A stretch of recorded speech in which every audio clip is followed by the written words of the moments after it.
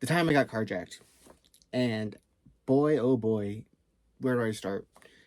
This happened in the battle days of 2020, and there was a lot going on in that time, if you remember, which I mean, I do. It was about mid July when this happened, so stuff was like kind of at the head of everything. But yeah, this is what happened, right? So I get a call from my friend Ashwin, who, by the way, every name I put in this, it's been changed just to protect them because this does include a lot of like, and everyone that is involved in the story, by the way, is doing okay. Okay, no one died. Uh, yeah, let me just get to the story. So I get a call from Ashwin about 4 a.m. Ashwin calls me up and says, "Hey, I'm in this bad part of town. It's really seedy. My car, this car I was borrowing broke down, and I need you to come pick me up and get me out of here." And like that, I will go out in the middle of the night to the bad side of town to make sure that nothing happens to my friend. So I drive out there, and a thought occurs into my junkie brain at the time. Hey, uh, I get her in the car. It's like, hey, do you have any, illicit substances that I can buy from you? And she's like, you know, I know where to get some. I don't have any on me. Let's go. Let's go. She makes a couple of phone calls and we were talking, and she's talking about this new boyfriend that she has only had for a couple weeks. Um, his name is Davian, and he is a gangbanger, like thugged out, like fucking from Valencia, which I still don't even know the significance of that is, but apparently it's a big thing in street cred in Southern California. Yeah, and like, but Ashwin's like that. She likes danger. Anywho, so she's telling me about this guy and how because of some event earlier, she accidentally stole his car. Not stole. She drove off with the car after he was talking to some other girl that was harassing her, I guess, like trying to get in between the two of them. And it was like, just typical drama like that kind of shit that happens. So she finally gets a hold of someone to pick up these substances, and we have to drive to this motel in this center of town. It was a sure stay, I believe, or whatever. It was, one of the nicer, seedier ones in town, but still. So we get there and we wait a little bit in the parking lot, and finally the guy says, "Yeah, come in, come in." And we go into the motel room, and it's this guy named Leo, chatty person. I guess he had been doing a lot of Coca-Cola, if you know, the nose candy, and he wanted to keep the party going. He'd been going for a couple days. He was actually pretty heartbroken over like some relationship issues with his baby mama or some shit. I don't remember. But yeah, we get there and he's like, "Oh yeah, if you want this other stuff, like this other stimulant, we're going to have to call my homegirl and she's gonna come by." And like we wait about an hour and a half before she finally shows up, and it's like, "Oh," which I knew this person from my job at the time. And it's like, "Hey, I know you." It's like, "Oh yeah, I've seen you before." Blah blah blah. We're just chatting back and forth, but like I was out at 4 a.m. to pick Ashwin up, and it's already almost like 7 by this point. It's been a lot. It's been a while, and I'm getting kind of antsy because I had already paid, like already paid. It's like, okay, is this person showing up? What's going on? Like, I thought I was being like taken for a ride because that's just the kind of thing that you got to worry about in this world.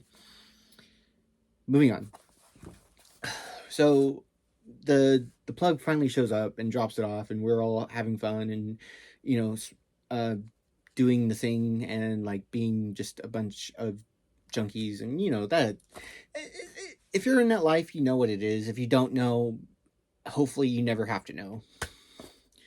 Like, so it's like it's getting close to 8 o'clock, like 8 in the morning, and yeah, it's like I'm getting kind of like overwhelmed by the people. Like, Leo is just going off the fucking chain with all this shit going on. It's like kind of just bad vibes, and I feel it in my gut. I knew I should have left earlier, but like I had to wait for Ashwin, who is kind of slow when it comes to getting her stuff together and like getting moving, and like she I don't want to say she was a transient because it's more like she's like a floater, like one of those girls that just kind of floats from place to place and doesn't really have like like a secure home, but like makes it work somehow.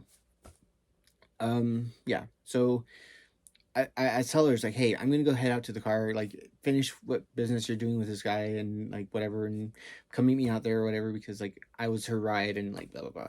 And so I'm walking out of the motel room and I see this guy in a very shoddy like 1998 Cecilia, Honda Cecilia, I believe it's a Honda or Toyota, one of the two. And he's wearing his mask and wearing sunglasses and has the window down. And you could tell, like, he was also in that kind of world. He's tatted out. But he's like, he looks at me and he's like, even through his sunglasses, I could tell he's like staring directly at me. Like, his gaze is like going through me. It's like, and it's like, I look at him for a second. It's like, huh, something about him seems, familiar. I couldn't quite place it, but it's just like he's looking at me and I look at him and I just do the nod as I walk past his car, and like, yeah, it's like, just, how do you greet people in that part of town? And so, yeah, I get to my car, which, so the car I had at the time was a 2001 Ford Escort, and if you don't know about those cars, I mean, it's a late '90s Ford, basically. So that should tell you everything you need to know. But yeah, no, I had issues with this car. Like, I had only bought it a couple months before, and it ran great until the timing belt went out. And then the timing belt went out, and then all these other things started going out. The transmission started slipping. It started shutting off on me randomly when I was like idling.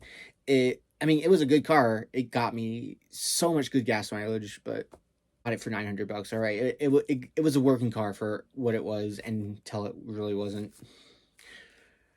Okay, so I get in the car, and this is mid July, right? In the desert. It's already like 90 fucking degrees. It's hot. And I I'm out there for a few minutes and I was like, I called Ashwin saying, hey, can we get this going? Because I'm dying right now. Like, I am waiting, and then I see her coming out of the motel room with her bag and stuff. It's like, okay, but then I start hearing her yelling, and it's like, what is she talking about? So I roll down her window, still can't really hear it, but I hear her say something about open the door, open. It's like, okay, but she's still yelling, and I was like, what are you yelling at? As I opened the door or unlocked the door, she was on the passenger side. I'm just sitting there waiting for her to get in, but then I hear her keep yelling louder and louder. It's getting more like, what's going on? Just then, that masked dude that I saw jumps into my passenger seat, and like, in like a flash, like he reaches over into my ignition, takes out my car keys, and just ducks right back out. This happened in 2 seconds. I was like dumbfounded, like, what the fuck was that? Like, and then I jump out, like, what the crap, what the fuck just happened? And it's like, as I'm standing up, I see him running back to his car, and Ashwin's telling me, like, what the fuck, I told you not to unlock the door, I told you not to open the door, he was coming to do that. Like, how do you know that guy? That's Davian's brother. What? Yeah, that's Davian's brother. They're pissed off that they think I stole his car. I'm like, you've got to be fucking kidding me. So I, not thinking about it, just springing into action, run after the guy who I only find out why I recognized him. This is Taquito, um, Davian's brother, who I had met the week prior at my job. Like, he came in the middle of the night, was chatting up the other graveyard girl, and was just being a general, like, silly nuisance. Like, just, he was funny, and I thought we got along pretty great, but he was also, could tell he was a little out there.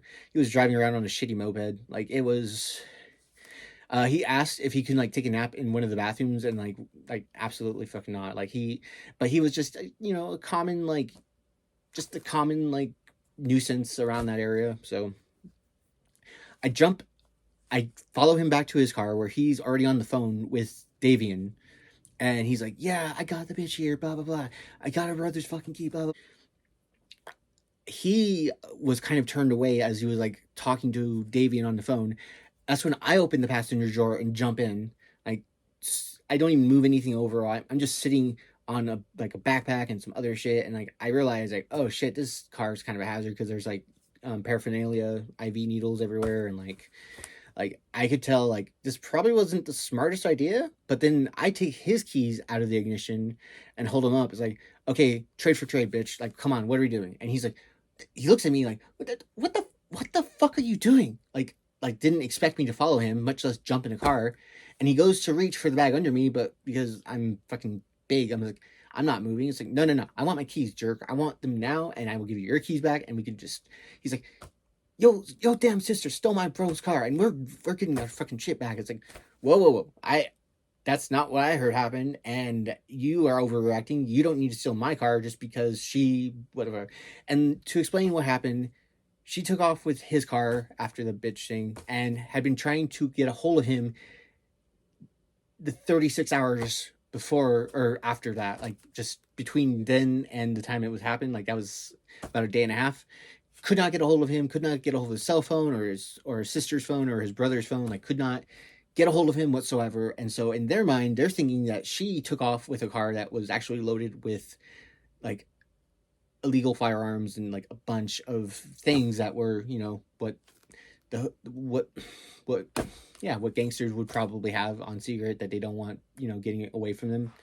And she didn't know that. She just knew that it was a car that they were in, and acting like just the psychopath that she is, she just took off with it. So, um Taquito is like yelling at me like, we want the fucking car back and you need to get the fuck out of here before you end up on the fucking like you end up on a shirt. Like it's like, okay, buddy, okay. I'll give you your keys back. You give me my keys back. I don't know what beef you have with Ashton, but that's totally brought on her, and we can figure this out. He's like, no, the times we're talking, it's not now. It's like, and it's like, well, I'm not giving you your keys back. I want my keys back. He's like, well, this is a fucking kidnapping, then, isn't it? And then he fucking just zips out of the fucking parking lot with me in there. I'm like, and I'm thinking to myself, oh fuck, I didn't want to deal with this today. This is so I'm just sitting there, it's like, man, I just want to go home. Okay, I just needed my fix, and I needed to just I did this. I had bad vibes. I didn't even want. He's like, shut the fuck up. We're fucking We're going to get this shit back, and you're going to be lucky if you even make this out. It's like, fuck. So he's driving around like a reckless maniac, just going through intersections, running stop signs, and like almost taking out other cars, like trying to scare me. And I'm in the point where I'm just like, I don't fucking care. And he is back on his phone with his brother. Like, yeah, I got her brother. We're gonna fucking get this car back, and this bitch is gonna pay, and blah blah blah blah blah. And I'm like, whatever, man. I just want to go home. I take out my phone, and I start looking at my fucking star portfolio at the time, because that's the only thing I could think of doing, because I was watching it before I got in the car. And like as he's talking, he looks back over to me, slaps my phone out of the hand, is like, fool, this is a fucking kidnapping. What the fuck are you doing? I'm like, dude, what the fuck?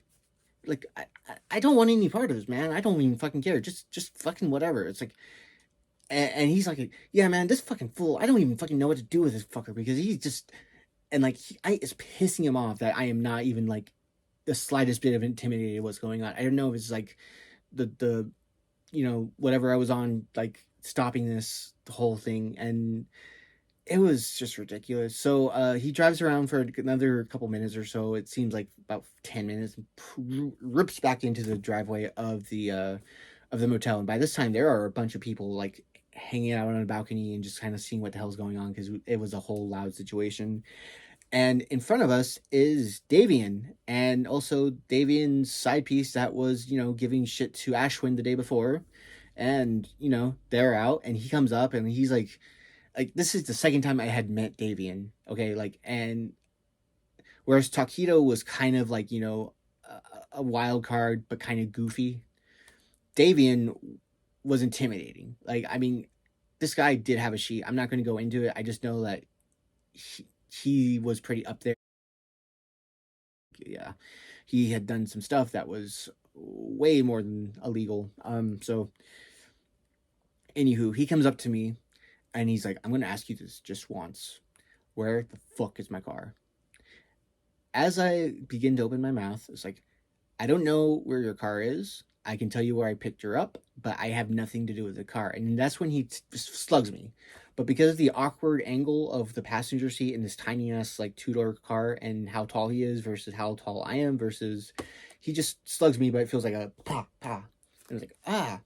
But then his brother, who's annoyed with me the whole time, he starts like going off on the other side. So it's like I'm getting smacked in the face by two people who have awkward angles and they're not really getting their full muscle strength into it, but it's just like for a second. And he's like, I'm gonna ask you again, where the fuck is my car? I'm like, I can take you to where it's at, and whatever argument she has with you is between you guys. I didn't know she really had stolen your car until after the fact I picked her up.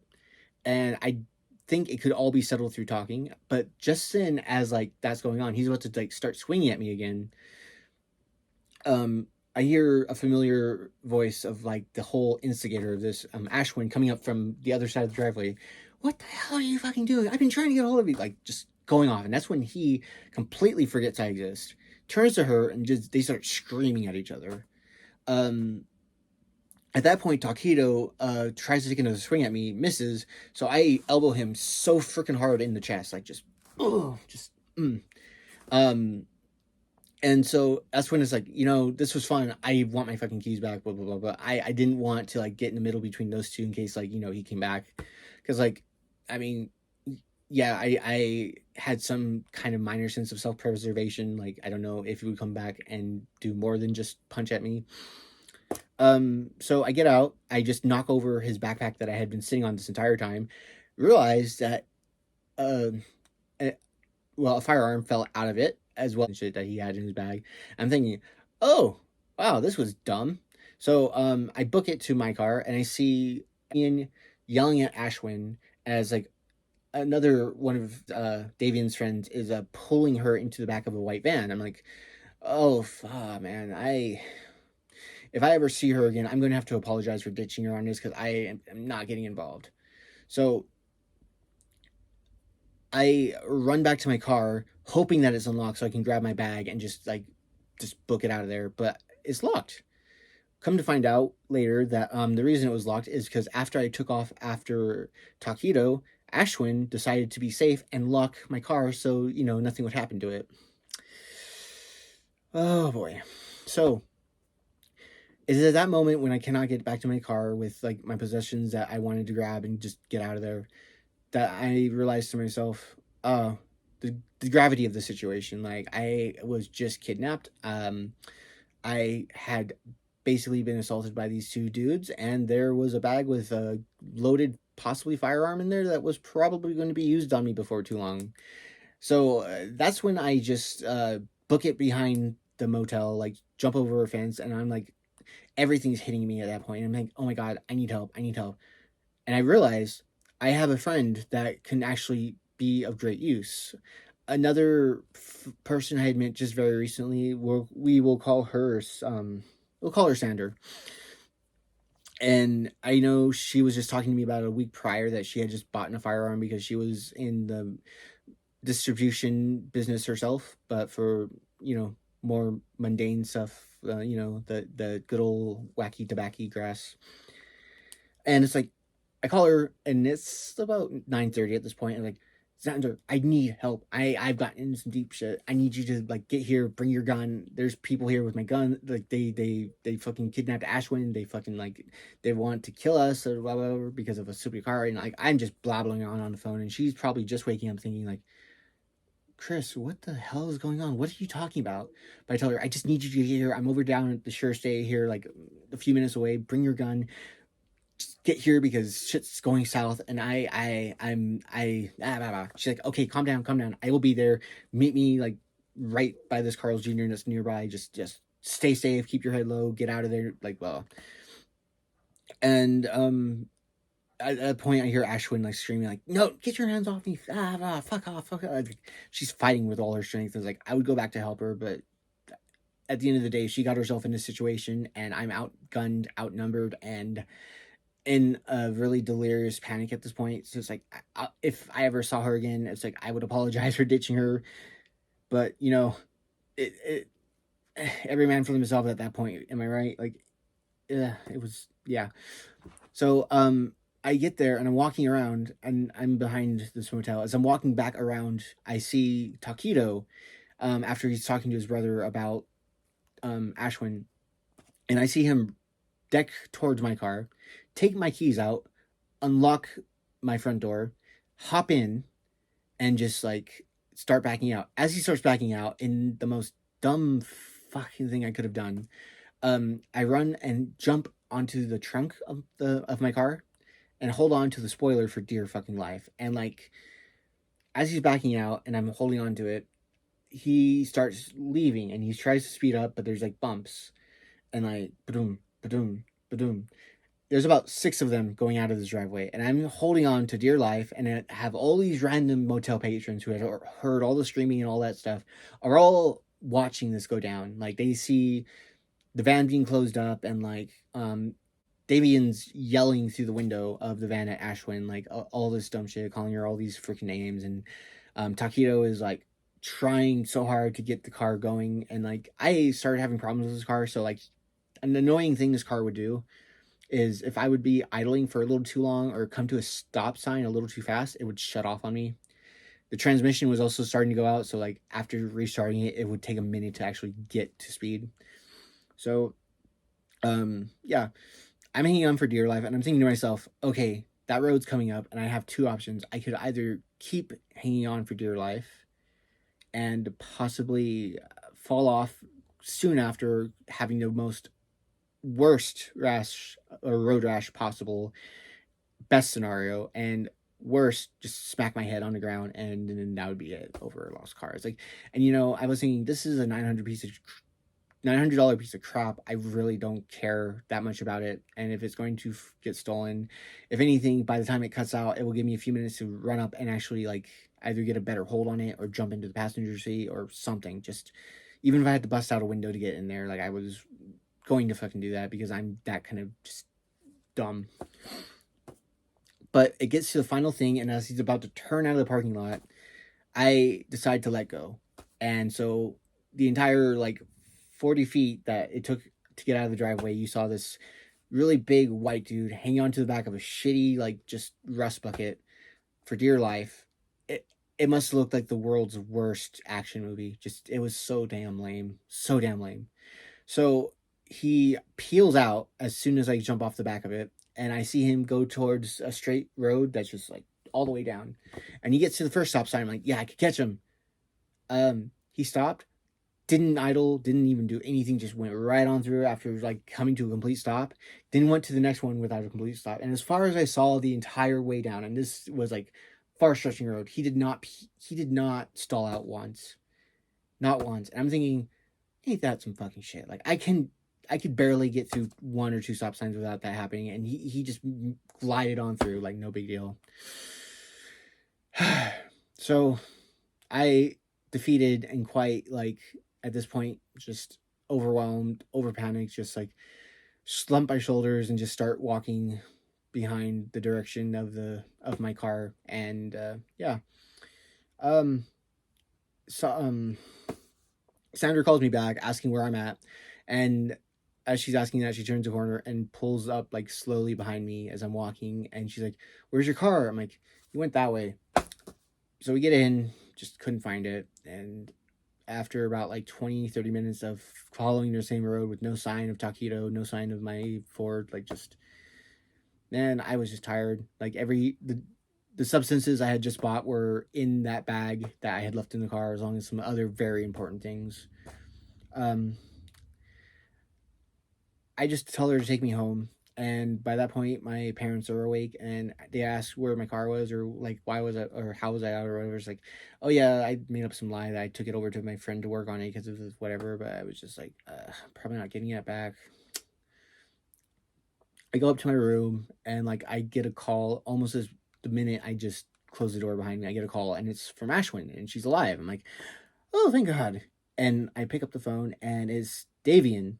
He's like, look, fool, we don't care about your goddamn rust bucket. We just want my fucking car back. And your bitch sister is not up to actually telling us. So if you want to see her alive again, you're gonna wise up. And I tell her, I tell him like, okay, I'm gonna tell you what happened.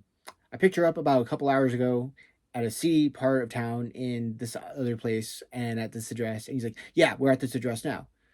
Okay. I picked her up, but she didn't have the car there. She had dropped it off at another friend's house, which I heard in the background. It's like, see, I freaking told you I didn't have it here.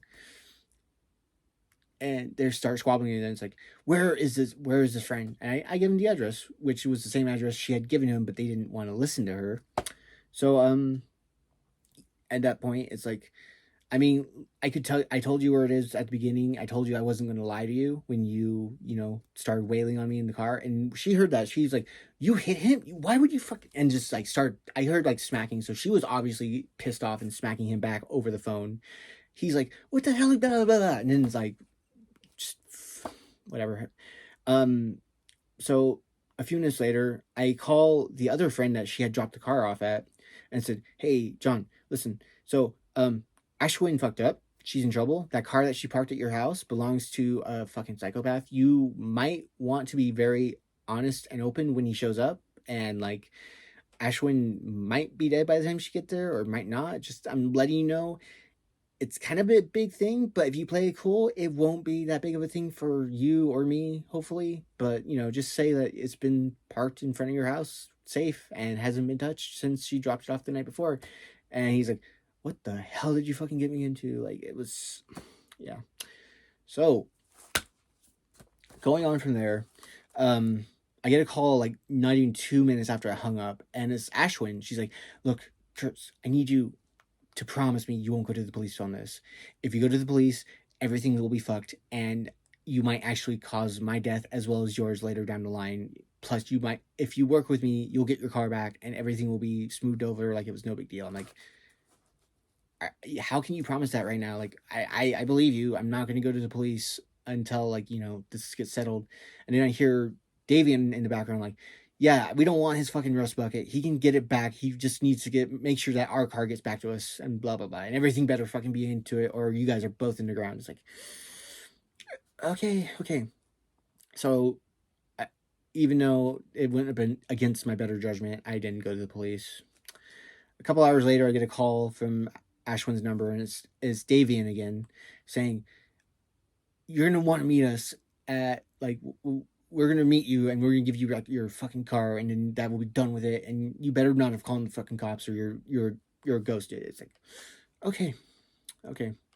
So I told him like, okay, meet me by this gas station near my house, thinking that they were gonna be at least that courteous about it. But I am walking in the middle of the Mojave Desert in 110-degree heat in the middle of July. Walking about a mile and a half to the next gas station near my place of residence, and it's hot. It's so freaking hot. And I get there, and he calls me like right before I get there. He's like, hey, where you at? It's like, okay, I'm gonna be on this place and this place, like where we first met the one time when you picked up Ashwin for me, like over here. He's like, okay, I'll be there. Just wait around. So I wait, and it's a couple hours, and a couple hours turns into about 4 hours, and I had called him back a couple times with no answer. I'm like, oh my god. And then finally the gas station saw I was loitering for a little too long and told me to move along. And it's like, they're not giving me my car back. I'm just gonna go for fucking home. And I walk all the way home. By this point, it's like 5 p.m. And it is like, by the way, that walk was so fucking bad. Between the walk the morning of, like, and then also the walk to and from the gas station, I got so burnt. Like, I mean, like, sunburnt, like, blistered skin. It was bad because I was an idiot not wearing any type of sunscreen. I had taken my overshirt off and had, like, just a tank top underneath it, which my shoulders were bright red. It was all bad. I get home, and then I get a call from Ashwin, who's like saying, hey, so you're getting your car back. Everything's going to work out. Your bag's in the car. Everything's there. It's like, okay, cool. I guess after Taquito took off with my car, he decided to take off across town. So he just killed all the gas I had put into it that morning. He had he trashed the inside of it, like just ruffled through everything. Couldn't really find much of anything out of value except for my bag, which had I mean, a lot of the stuff in there was superficial, but like I did have some personal things in there. I'll get to that in a minute. I get my car back later on that day. I had to actually drive have a friend take me across town, and it was parked like on the grass in a community park that was like really, if I hadn't gotten there as soon as I did, it might have gotten towed and it would have been just all bad. So um I have my spare key, thank God, and I open it and like glove box is open, everything's torn apart, all this stuff is just rifled through. It's like, turn it on, get it home. It's still running. It's still like doing its problems with me. The same problems that did not seem to affect the carjacker whatsoever. But I realized my bag isn't in there, and that kind of upsets me because like that was really the one thing I care about in that car, about because it had like some really personal like letters that I had gotten from Sky that were, really really personal while she was in jail. And I also had my tarot deck, which was like my side hustle at the time, and like it was like the one I had learned on the best, and I was really really good at like deciphering what the cards were in that particular deck. And that and it's been discontinued too, so I can't even like replace it. But still, it was just a bummer. And like just some other stuff like the drugs I had bought were just gone. I guess like that was $60 down the drain. Fuck. But so I get it home after I clean it out, like make sure like there's a couple things that were missing that were like kind of questioning like my proof of insurance or my thank God my title wasn't in there, but like stuff like that. Um yeah, so I drive it home and I just go up and just lay down. I get one more call from Ashwin. She's like, "Well, did you get it? Did you get your car?" I was like, "Yeah, I got it. My bag wasn't in it. I would like that back if possible." And I hear Davian on the other hand, who sounds a lot more calmed down. I guess he had gotten his car, and like after I had called John earlier, they had just shown up like right after, and there was a whole other spat, but they had worked it out. And I guess this was like in their post relationship glow after working out their issues physically. Yeah, so yeah, I get my car back, but then I tell him about the bag. He's like, yeah, I'll get that back for you. That's not right. I told him not to take anything from there. I told him just to give everything back and blah blah blah. It's like, okay, I believe you, and I believe that your idiot brother probably didn't listen to you for good reason, because that was just kind of his MO to do his own wild card bullshit. 2 days later, I drive over to the apartment complex that him and his brother and his mom and Ashwin all kind of live at. It's like, okay, and like I'm a little anxious about showing up there because like I do know like these guys carry heat, and I'm like, I get up to the door and like there's Taquito sitting out smoking a cigarette waiting for me. It's like, hey, so I'd like my bag back, please. And he's like, I don't got your fucking bag. It's like, okay, bro, like don't fucking lie to me. And it's like, as I walk closer and he kind of backs up, he's like, I didn't expect anyone that looks like you to be as brave as or dumb fuck as you were to get in the car. That intimidated me. And it's like, whoa, you're honest about that. But then he did that thing that tried to punk me by like making that sudden movement towards me, which took me back. So it kind of like put me in check a little bit. And I'm like, he kind of laughs to himself like, "You're not so tough." It's like, look, man, I don't even care. I just want my bag back. And he throws it back at me, and it had like my vape, and it had my sketchbook, some of my art supplies that were still in there, some other stuff. But what was not in there was, of course, the drugs I just bought, and they were gone. Whatever. I don't even fucking care. But the letters and my tarot deck were gone. And I asked, hey, I'm missing some stuff. He's like, yeah, no, that's everything, full. It's like, well, there was a deck of cards in here, and there was like letters in here too that were very important. It's like, oh, fuck, man, that shit was creepy as fuck. I don't know what you had those cards in there with all those names, blah blah blah, which I used that for practice. I just threw that shit out on my way up, or away from the whole thing. It's like, what? Yeah, the letters too. They didn't seem like they were valuable at all. It's like they're all over Bear Valley now. I'm like, what the fuck? Why would you do that? Yeah, that's weird, fool. Like, why would anyone fucking have that shit on them? It's like, look, man, that was my side hustle you just fucking killed. Like, so, cursed. You're cursed. And I don't know why I said that. Like, but it's like, you shouldn't have fucked with that shit if you thought it was creepy and weird. You should have left it alone. But now you're cursed, and there's nothing I can do about it, man. This is where it gets funny. He's like, he wasn't like, are you high? What the hell is wrong with you? What do you mean? No. You're cursed. You messed with really dark, mystical, magical shit that you thought was creepy, and since you disrespected him like that, they're gonna curse you, and there's nothing I can really do about it unless you get him back to me. He's like, blah, blah, blah, I don't care. The funny thing is, his girlfriend, who wasn't much smarter than he was chilling out in the living room, like in the apartment that we were standing outside of, and had heard this whole back and forth. And this girlfriend was very super superstitious apparently, and so like after I left, I heard them arguing. Didn't think much of it, but come to find out a couple days later that she that day got so freaked out about him being cursed that she took off to Colorado. And so, me not knowing this, I had given his number to a couple of my close friends and say, hey, just randomly periodically text his number and just say cursed.